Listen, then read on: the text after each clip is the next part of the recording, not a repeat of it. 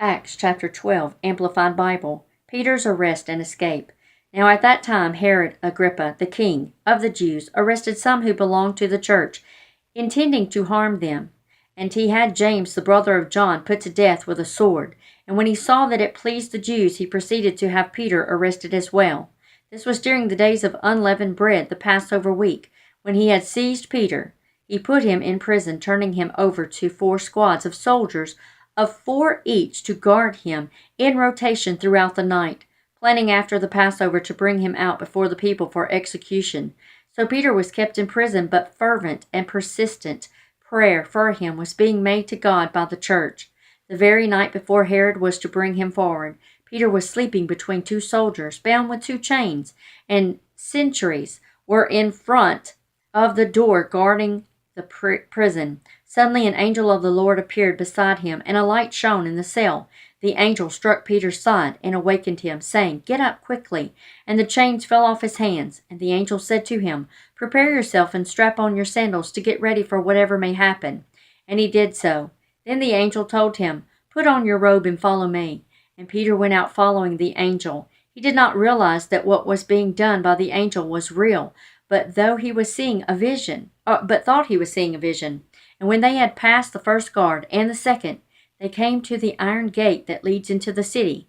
Of its own accord it swung open for them, and they went out and went along one street, and at once the angel left him. When Peter came to his senses, he said, "Now I know for certain that the Lord has sent his angel and has rescued me from the hand of Herod and from all that the Jewish people were expecting to do to me." When he realized what had happened, he went to the house of Mary, the mother of John, who was also called Mark, where many believers were gathered together and were praying continually, and had been praying all night. When he knocked at the door of the gateway, a servant girl named Rhoda came to answer. Recognizing Peter's voice in joy, she failed to open the gate, but ran in and announced that Peter was standing in front of the gateway.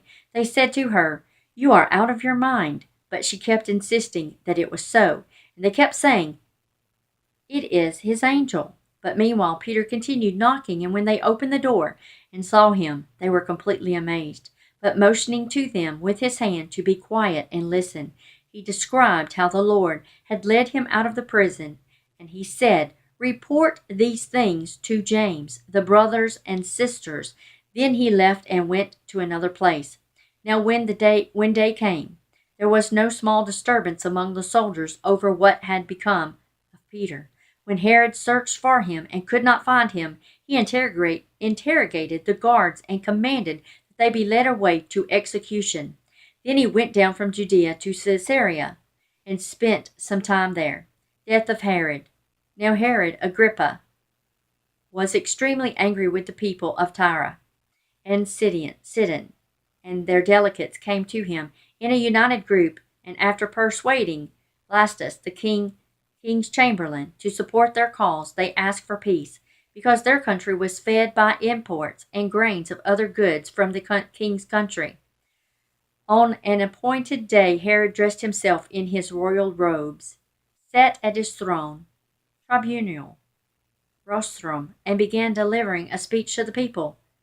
The assembled people kept shouting, "It is the voice of a god and not of a man." And at once an angel of the Lord struck him down because he did not give God the glory, and instead permitted him to be worshipped, and he was eaten by worms and died 5 days later.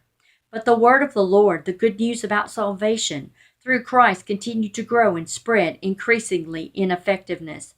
Barnabas and Saul came back from Jerusalem when they had completed their mission, bringing with them John, who was also called Mark.